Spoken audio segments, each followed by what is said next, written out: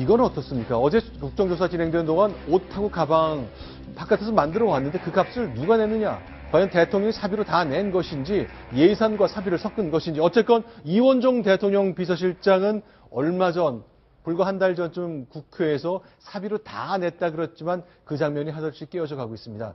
그럼 대통령 옷과 관련된 것, 예산 관련된 얘기 지금부터 나눠보겠습니다. 먼저 어제 국정조사 때 있었던 장면 소개해드립니다. 고영태 증인의 말로만 봐도 최소 옷 3천만 원이고요. 가방은 1,500만 원. 이게 도매가인 거예요. 그러면 4,500만 원에 해당하는 옷과 가방이 대통령께 간 거죠. 네. 근데 대통령실에서는 옷과 가방에 단 한 푼도 지출한 사실이 없다 그래요. 저는 이제 최순실 씨에게 돈을 받았기 때문에요. 그러니까 최순실 씨가 자기 개인 비용으로 돈을 주는 것 같습니까? 아니면은 청와대로부터 누군가가 대신 이걸 지불하는 것 같습니까? 본인 지갑에서 꺼내서 계산을 해주셨고 항상 네. 영수증을 드리면 그거에 맞는 계산을 해주셨기 때문에 개인 돈으로 주는 것 네, 같은 저희는 그런 개인 상황이었죠? 네네. 여성 대통령 매일이다시피 새 옷을 입고 그동안 계속 봐왔습니다. 10년간 넘게 그래왔습니다. 자, 이 돈 얘기가 나왔습니다. 청와대에서 뭐라고 설명합니까? 네, 이게 대납이었다고 한다면 이제 뇌물죄가 성립하는 거 아니냐라는 그런 의혹도 어제 이제 청문회장에서 나왔는데요. 여기에 대해서 청와대가 이렇게 해명을 했습니다. 대통령의 옷값 등은 모두 정확하게 지급이 됐다. 이게 최순실 씨가 대납한 돈은 전혀 없다라는 그런 입장을 밝혔습니다. 자, 그러니까 정확하게 지급했다. 최순실이 대납한 돈은 없다 그랬습니다. 그럼 누군가 냈다는 얘기잖아요, 정상. 네, 이제 이걸 조금 나눠서 봐야 될 것 같은데요. 네. 일단 그 청와대의 이런 연급의 그런 그 뜻은 의미는 이제 대통령이 개인 신분으로 옷을 만약에 구입했다고 한다면 이 부분은 대통령의 개인 돈, 즉 사비로 지급이 됐고 또 외국의 그런 그 해외 순방이나 이런 공무와 관련된 그런 공식 행사를 위한 공식적인 그런 그 비용 같은 경우에는 청와대 예산으로 지불한 것이다. 이런 이야기를 했는데요. 자, 용도에 맞게 정확하게. 그러니까 대통령이 개인적으로 입은 것은 개인 돈 사비로. 그러나 공식 행사용 이거는 개인 돈 아닌 예산으로 냈을 수 있다 그 얘기네요. 그렇습니다. 이렇게 두 가지 경우를 나누어서 오늘 청와대가 결국은 모두 정확히 지급했다라는 그런 표현을 통해서 해명을 했습니다. 자, 그럼 계속 보겠습니다. 글쎄, 청와대 비서실장은 전에는 이제 사비로 다 냈다 그러는데 조금 상황이 좀 설명이 달라진 거네요. 예, 그 전에 이원종 전 대통령 비서실장 같은 경우에는 그 많은 심지어 1년 동안에 입은 옷을 어느 언론이 계산해 보니까 122벌이나 된다고 하는 거 아닙니까? 그런데 그 많은 상당히 비쌀 그런 옷일 텐데 그 돈을 어디서 다 했을까? 이런 의문이 나왔을 때 이원종 대통령 비서실장은 당시에는 모두 사비로 지급을 했다 이렇게 얘기를 했지만은 어제 같은 경우에 정영국 청와대 대변인 같은 경우는 아니다. 이 중에서 공적인 것은 모두 청와대에서 내고 사적인 것은 그냥 개인적으로 산 거는 박근혜 대통령이 자기 호주머니 돈으로 낸 것이다. 이렇게 얘기를 했으니까 그거는 앞으로 청와대가 구체적인 해명 자료를 내놔야 할 것으로 보입니다. 이건 어떻습니까? 허무영 논설위원께 여쭤보고 싶은데, 그러니까 대통령 해외 출장 가는 때 입는 한복 이런 거는 정부 예산으로 사는 게 맞는 겁니까? 그건 당연한 거 아닐까요? 당연한 거로 보시는 거군요. 그리고 저도 기억이 나는데 오바마 대통령을 정상회담할 때 미국에 계신 우리 교포분들이 정말로 우아한 대통령, 우리 대한민국의 국격을 높여줬다. 이런 찬사를 했고 또 모든 언론들도 일제히 저 한복 누가 만들었냐 너무 예쁘다 이런 찬사를 했던 것도 기억이 나는데 저는 여러 가지 길게 말씀드릴 수가 없지만 어제 국정조사 쭉 과정을 지켜보면서 정말 본질과 상관없는 꼬리 사소한 것들이 자꾸 선정적으로 부각을 시킨다 국회의원들이. 지금 국민들이 제일 궁금한 거는 지금 이 나라를 정말 무너뜨릴 정도의 이 최순실 국정농단의 주인이 누구냐?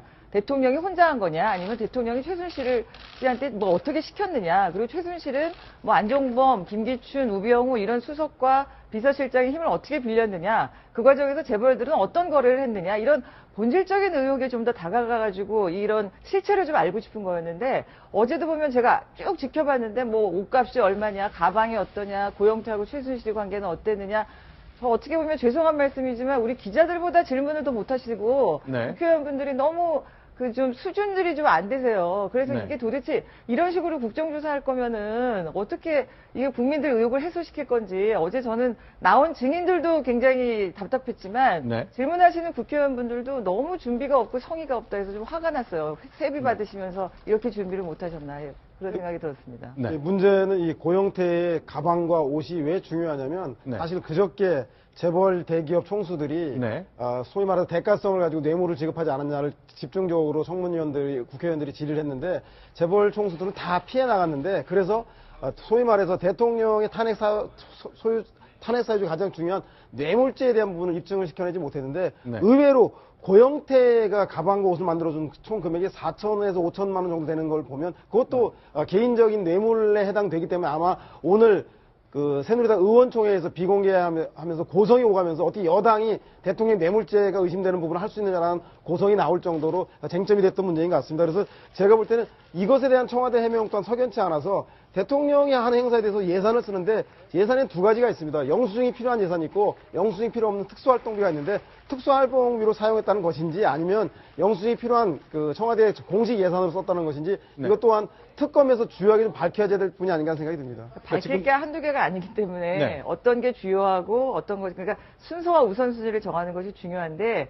지금 제일 중요한 거는 재벌과 대통령과의 관계에 있어서 어떤 거래가 오갔고 지금 수백억 원, 뭐 액수가 엄청나잖아요.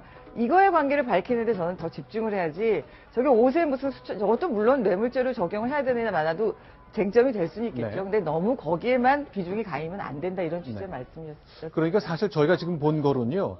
최순실 씨와 대통령이 너무 오랫동안 아주 배타적인 인연을 맺어왔기 때문에 네 돈이 내 돈이고 내 돈이 네 돈인 것 같은 인상을 혹시 준다면 그래서 옷값은 최순실 씨가 계속 되고 그 돈만큼은 최순실 씨가 국정에 관여해서 정부 예산으로 뭔가 가져가는 구조가 마련됐다면 이거는 정말 문제가 아닌가라는 의구심이 들 수밖에 없는 상황입니다. 그래서 어제 옷값 관련된 얘기가 주목을 받았던 것 같고요. 자, 그러나 이제 차은택, 고영태 이런 증인들 어제 보셨겠습니다만 글쎄요, 두 사람의 상반된 모습이 굉장히 어제 인상적이었습니다. 어제 장면 조금 더 보고 또 말을 이어나가 보겠습니다. 제가 지키는 게 계속 되지 않았을까?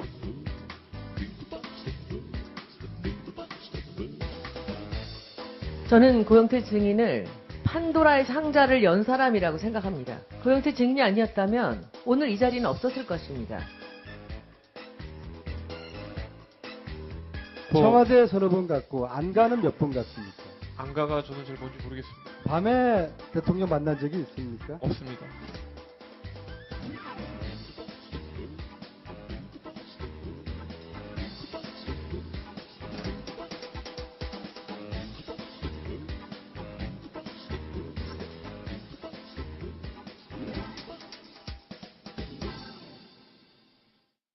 자, 이제 대통령 가방 문제, 옷값 문제, 뭐 다 밝힌 고영태 씨, 뭐 저렇게 아주 자유분방하게, 뭐 자신만만하게 국회를 휘젓고 다녔다고 합니다. 예. 어제 이제 그 청문회, 오전 청문회가 끝나고 점심 때 여기자들이 이제 옆에 있으니까 같이 식사나 하자 해가지고 식사를 같이 했다고 합니다. 그래서 우동을 먹으면서 여러 가지 얘기를 했는데, 언론에도 보도가 됐지만은 바로 최순실 씨하고 어떻게 해서 서로 사이가 나빠지게 됐느냐. 그거는 2014년에 정유라 강아지를 맡겨놨었는데 자기가 골프 치러 간 사이에 그 강아지를 찾으러 왔다가 왜 강아지를 혼자 그냥 내버려뒀느냐 그걸로 싸웠다고 했고요. 또 대통령한테 그렇게 많은 옷을 해줬잖아요. 근데 네. 대통령이 옷이 0.5mm 우리 얼마나 작은지도 알기가 어렵잖아요. 그런데 0.5mm가 안 맞더라도 야 이게 좀 안 맞는다라는 그런 표현을 자주 썼다 하는 얘기도 했다고 그럽니다. 근데 1mm도 아니고 0.5mm가 틀려도 굉장히 까다롭고 까탈스러웠던 것처럼 묘사를 하네요. 예, 어떻게 보면 까다롭고 까탈스럽다고도 할 수 있는 거고 어떻게 네. 보면 박근혜 대통령이 1년에 122벌의 새로운 옷을 입는 분이잖아요. 그러니까 그만큼 자기 의상에 대해서 상당히 꼼꼼하게 챙기고 여러 가지 그것이 어떤 국민들한테 어떤 모습을 보여주는 것인지 그런 옷을 통한 메시지 전달 이런 것들에 많이 신경을 썼다. 이렇게도 볼 수 있습니다. 자, 그런데 이제 고영태 씨, 그러니까 최순실 씨에 대해서 이제 사이가 틀어지면서 여러 가지 얘기를 많이 했거든요. 자, 그 최순실 씨에 대한 평가도 새로 나온 게 있죠? 네, 그렇습니다. 어제 이런 이야기를 했는데요. 최순실 씨가 세상에서 하나뿐인 캐릭터다. 즉 하나뿐인 성격이다. 이런 이야기를 했습니다. 그러면서 누구라도 일주일 정도만 같이 일을 하게 된다면은 내가 그동안은 정말 편하게 일을 했구나 라고 느낄 것이다. 이런 구체적인 이야기를 했는데요. 상당히 부정적인 표현이죠. 그러면서 어느 정도 사실인지는 정확히는 모르겠습니다만 만약에 어제 청문회장에 최순실 씨가 증인으로 출석해서 한 자리에 있었다고 한다면 과연 어떤 표정을 어떤 반응을 보였을지도 굉장히 궁금했습니다. 자체적으로 뭐라 하냐면 최순실 씨하고 같이 일하는 것 자체가 스트레스다. 이렇게 표현을 했습니다. 자, 다음 이번에 세 번째 소식도 넘어보겠습니다. 어제 이제 있었던 것 중에 최순실 씨 집안은 왜 이렇게 이름을 자주 바꿀까? 무엇 때문에 그러는 것일까 궁금했는데 그 질문의 일부가 좀 포함되어 있었습니다. 그 장면 소개하겠습니다. 수리고입니다.